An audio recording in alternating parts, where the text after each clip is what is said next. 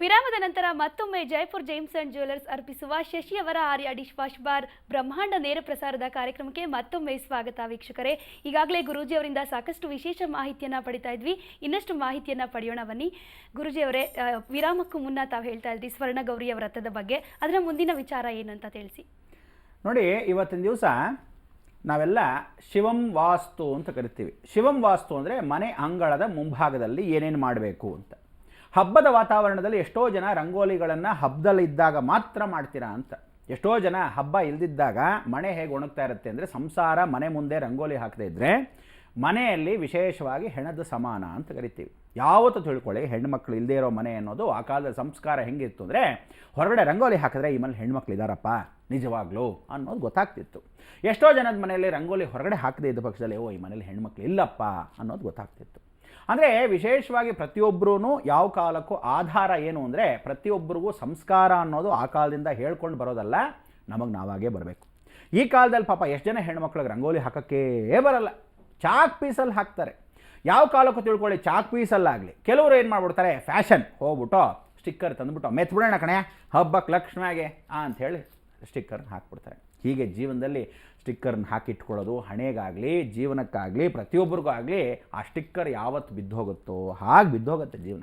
ಅದಕ್ಕೆ ಪ್ರತಿಯೊಬ್ಬರು ತಿಳ್ಕೊಳ್ಳಿ, ರಂಗೋಲಿಯನ್ನು ಏನಕ್ಕೆ ಹಾಕ್ತೀವಿ ಅಂದರೆ, ಮಹಾಲಕ್ಷ್ಮಿ ಒಳಗಡೆ ಬರ್ತಾ ಇರ್ತಾಳೆ, ದಾರಿದ್ರ್ಯವನ್ನು ತಗೊಂಡು ಹೋಗ್ತಾಳೆ, ತದನಂತರ ಮಹಾಲಕ್ಷ್ಮಿ ಸ್ವಾಗತಂ ಅಂತ ಹಾಕಿದಾಗ ಮೊದಲನೇ ನಾರಿಯ ಪ್ರಥಮ ಧರ್ಮ ಅಂತ ಆ ಕಾಲದಲ್ಲಿ ಕರೆದ್ರು ಆದಿಶಂಕರಾಚಾರ್ಯ. ಅದಕ್ಕೆ ಭಾರತ ದೇಶದಲ್ಲಿ ನಾರಿಯ ಪ್ರಥಮ ಧರ್ಮ ಏನು, ಅಕ್ಕಿ ಹಿಟ್ಟಲ್ಲಿ ರಂಗೋಲಿ ಹಾಕ್ತಾಯಿದ್ರು. ಅಂದರೆ ಏನು, ಕ್ರಿಮಿ ಕೀಟ ಜೀವರಾಶಿಗಳಿಗೂ ಕೂಡ ವಿಶೇಷವಾಗಿ ಮೊದಲನೇ ದಾನ ನಾರಿಯ ಪ್ರಥಮ ಧರ್ಮ ಏನೋ, ರಂಗೋಲಿ ಹಿಟ್ಟನ್ನು ಅಕ್ಕಿ ಹಿಟ್ಟಲ್ಲಿ ಹಾಕಿದಾಗ ಅಲ್ಲಿ ಬಂದಿರತಕ್ಕಂಥ ಕ್ರಿಮಿ ಕೀಟಗಳು ಎಲ್ಲ ತೊಗೊಂಡು ಹೋಗ್ತಾ ಇದ್ವು. ಎಷ್ಟು ಚೆನ್ನಾಗಿರ್ತಿತ್ತು. ಅದಕ್ಕೆ ನಾಳೆ ಹಬ್ಬಕ್ಕೆ ಮೊದಲು ನೀವು ಮಾಡಬೇಕಾದ್ದೇನು ಅಂದರೆ, ವಿಶೇಷವಾಗಿ ರಂಗೋಲಿಗಳನ್ನು ಎಷ್ಟೋ ಜನ ಕೆಮ್ಮಣ್ಣು, ಈ ನಡುವೆ ಕೆಮ್ಮಣ್ಣೇ ಸಿಗಲ್ಲಪ್ಪ, ಬಣ್ಣದ್ದೆಲ್ಲ ಕಲ್ಲು ತಂದಿಟ್ಬಿಡ್ತಾರೆ, ಕೆಮ್ಮಣ್ಣು ಅಂತಾರೆ. ಅದು ನೀರಿಗೆ ಬಿಡೋಕ್ಕೆ ಆಗಲ್ಲ.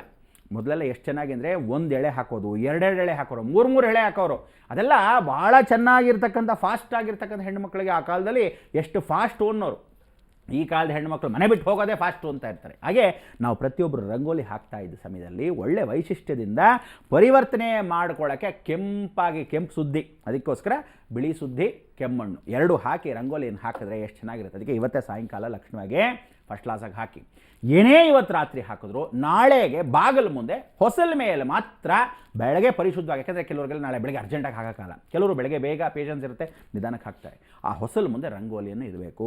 ಹೊಸಲಿಗೆ ರಂಗೋಲಿ ಹಾಕಬೇಕಾದ್ರೆ ಯಾವತ್ತು ತಿಳ್ಕೊಳ್ಳಿ, ಕೊನೆಯ ಭಾಗ ಹೊಸಲು ಈ ಭಾಗ, ಕೊನೆಯ ಆ ಭಾಗಕ್ಕೆ ಯಾವತ್ತು ಹಾವಿನ ಆಕಾರದಲ್ಲಿ ಎರಡು ಎಳೆಗಳನ್ನು ಎಳಿಬೇಕು. ಅದಕ್ಕೆ ಫಸ್ಟು ನೇರವಾಗಿರೋ ಗೇಟು, ಹಾವಿನ ಆಕಾರದಲ್ಲಿ ಎರಡು, ತದನಂತರ ಮತ್ತೆ ನೇರ್ಗೇಟು. ಯಾಕೆ ಅದನ್ನು ಅಂದರೆ, ಹಾವುಗಳು ರಕ್ಷಣೆ ಮಾಡುತ್ತೆ. ಲಕ್ಷ್ಮೀ ನರಸಿಂಹ ಹೊಸಲ ಮೇಲೆ ವಾಸವಾಗಿರ್ತಾನೆ. ಎಲ್ಲದಕ್ಕೂ ನಾಗಾಭರಣ ಸಮೇತ ಹಾವು ಅಂದರೆ ಮನೆಗೆ ರಕ್ಷಣೆಯನ್ನು ಕೊಡ್ತಕ್ಕಂಥದ್ದು. ಹುಟ್ಟುಗೂ ಹಾವೇ, ಸ್ಮರಣಾರ್ಥಂ ಇದಂ ಶರೀರಂ, ದೇಹದಲ್ಲಿರ್ತಕ್ಕಂಥ ಸ್ಪೈನಲ್ ಕಾರ್ಡು ಹಾವೇ. ಅದಕ್ಕೆ ತಲೆಯಲ್ಲಿ 3 ಮೆದುಳಿರ್ತಕ್ಕಂಥ ಹೆಡೆ ಅನುಗ್ರಹವನ್ನು ಪಡೆದಿರ್ತಕ್ಕಂಥ ಮೂಲಾಧಾರ ಕುಂಡಲಿನಿ ಶಕ್ತಿಯಿಂದ ಸಹಸ್ರಾರದವರೆಗೂ ಹಾವಿನ ರೂಪದಲ್ಲಿ ರಕ್ಷಣೆಯನ್ನು ಹಬ್ಬದ ದಿವಸಗಳಲ್ಲಾಗಲಿ ಮನೆಗಾಗಲಿ ಕೊಡ್ತಕ್ಕಂಥ ವಿಚಾರ. ಅದಕ್ಕೆ ನೀವೇನು ಮಾಡಬೇಕು, ಆ ರಂಗೋಲಿನ ಹಾಕಬೇಕಾದ್ರೆ ನೇರ ಗೀಟು, ತದನಂತರ 2 ಹಾವಿನ ಆಕಾರದಲ್ಲಿ 2 ಗೀಟು, 2 ಎಳೆಯನ್ನು ತೆಗೆಯೋದು, ತದನಂತರ ಮತ್ತೆ ತಿರುಗಿ 2 ಎಳೆಯನ್ನು ಹಾಕೋದು. ಮಧ್ಯದಲ್ಲಿ ಏನು ಮಾಡಿ, ಒಂದು ತ್ರಿಕೋಣಾಕಾರ ನಕ್ಷತ್ರವನ್ನು 6 ಮೂಲೆ ನಕ್ಷತ್ರವನ್ನೇ ಹಾಕಬೇಕು. ಜ್ಞಾಪಕ ಇಟ್ಕೋಬೇಕು.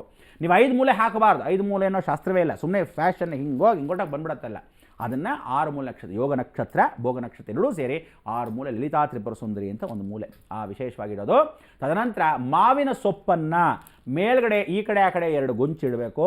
ಆ ಗುಂಚಲ್ಲಿ ಹಿಂಗಿಟ್ಟಿರ್ತಕ್ಕಂಥದ್ದಲ್ಲದೆ ಮಾವಿನ ತೋರಣವನ್ನು ಕೈಯಲ್ಲೇ ಹೊಡಿಬೇಕು. ಯಾರು ಹೊಲಿತಾರೆ ಈ ಕಾಲದಲ್ಲಿ, ಅಯ್ಯೋ ಮಾಡೋಕ್ಕೆ ಕೆಲಸ ಇಲ್ಲ, ಅದನ್ನೂ ಪ್ಲಾಸ್ಟಿಕ್ ತಂದಿಟ್ಬಿಡ್ತಾರೆ ದೇವ್ರುಗಳದ್ದು ಅಂತ, ಹಸಿರು ಅಂತ. ಅದಕ್ಕೆ ಯಾವತ್ತು ಹಸಿರು ಉಸಿರು ಅಂತಕ್ಕಂಥದ್ದು ಎಲ್ಲ ಪ್ರಕೃತಿಯ ಪತ್ರಗಳನ್ನು ಶಿವರಾತ್ರಿಯಲ್ಲಾಗಲಿ, ಗಣಪತಿ ಹಬ್ಬದ್ದಾಗಲಿ, ಗೌರಿ ಹಬ್ಬಕ್ಕಾಗಲಿ, ಲಕ್ಷ್ಮೀ ವ್ರತ ಮಾಡಬೇಕಾದ್ರೆ ವರಮಹಾಲಕ್ಷ್ಮಿ ಹಬ್ಬ ಆಗಲಿ, ಈ ರೀತಿಯಾದ ಮಾಡಿದಾಗ ವಿಶೇಷವಾಗಿ ಪತ್ರಪುಷ್ಪಂ ಸಮರ್ಪಯಾಮಿ.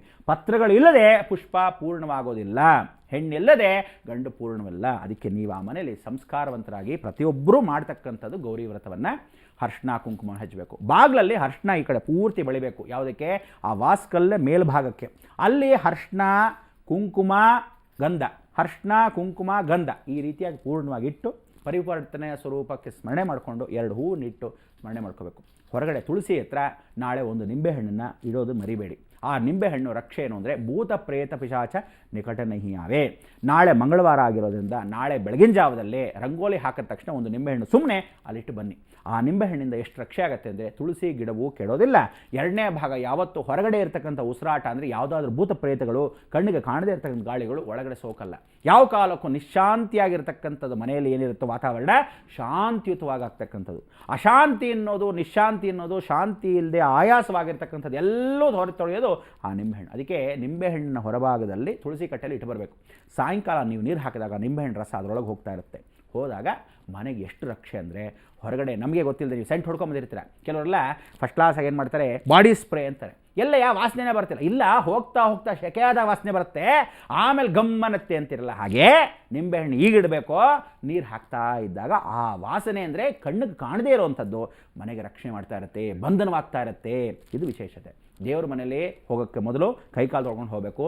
ಯಾವ ಕಾಲಕ್ಕೂ ಮೊದಲೇ ಹೇಳಿದ್ದೀನಿ, ಜ್ಞಾಪಕ ಇಟ್ಕೊಳ್ಳಿ, ದೇವ್ರ ಮನೇಲಿ ಅರಿಶಿನ ಕುಂಕುಮ ಹೊರಗಡೆ ಇಡಬೇಡಿ. ಹೊರಗಡೆ ಇರೋರಿಗೆ ಯಾವ ಕಾಲಕ್ಕೂ ಕೊಡಬೇಕಾದ ಅರಿಶಿನ ಕುಂಕುಮನೆ ಬೇರೆ ಇಟ್ಕೊಳ್ಳಿ. ಯಾತ್ರೆಗೆ ತಂದಿರತಕ್ಕಂಥ ಕುಂಕುಮನೆ ಬೇರೆ ಇಟ್ಕೋಬೇಕು. ಯಾರಿಗಾದ್ರೂ ಕೊಡಬೇಕಾ, ಬೆಳ್ಳಿಲಿ ಕೊಡ್ತಿರೋ, ಹಿತ್ತಾಳಿಲಿ ಕೊಡ್ತಿರೋ, ತಾಮ್ರಲ್ಲಿ ಕೊಡ್ತಿರೋ, ಬಟ್ಟೆಲಿ ಕೊಡ್ತಿರೋ, ಒಳಗಡೆ ದೇವ್ರಿಗೆ ಪೂಜೆ ಮಾಡೋದನ್ನು ಯಾವ ಕಾಲಕ್ಕೆ ಹೊರಗಡೆ ಕೊಡಬಾರ್ದು. ಹೊರಗಡೆ ಮುಟ್ಟಿರೋದನ್ನ ದೇವ್ರಿಗೆ ಪೂಜೆ ಮಾಡಬಾರ್ದು. ಹೀಗೆ ಕಾಯ್ತಾರೆ ಬಂದು ಗುರುಜಿಯವರೇ, ರಂಗೋಲಿಯ ಮಹಿಮೆಯನ್ನು ತಿಳಿಸ್ಕೊಟ್ರಿ. ಏನಂದರೆ ಈಗಿನ ಫ್ಯಾಷನ್ ಯುಗದಲ್ಲಿ ಯಾರು ಕೂಡ ಈ ರಂಗೋಲಿ ಬಗ್ಗೆ ಅಷ್ಟೊಂದು ಗಮನ ಹರಿಸಿರೋದಿಲ್ಲ. ಆದರೆ ಶಾಸ್ತ್ರೋಕ್ತವಾದಂತಹ ವಿಚಾರ ಏನು ಅಂತ ತಿಳಿಸ್ಕೊಟ್ರಿ. ವೀಕ್ಷಕರ, ಇನ್ನಷ್ಟು ಮಾತಾಡೋಣ. ಅದಕ್ಕೂ ಮೊದಲು ಜೈಪುರ್ ಜೇಮ್ಸ್ ಆ್ಯಂಡ್ ಜ್ಯುವೆಲರ್ಸ್ ಅರ್ಪಿಸುವ ಶಶಿ ಡಿಶ್ ವಾಶ್ ಬಾರ್ ಬ್ರಹ್ಮಾಂಡ ವಿಶೇಷ ನೇರ ಪ್ರಸಾರ ಕಾರ್ಯಕ್ರಮದಲ್ಲಿ ಮತ್ತೊಂದು ವಿರಾಮ.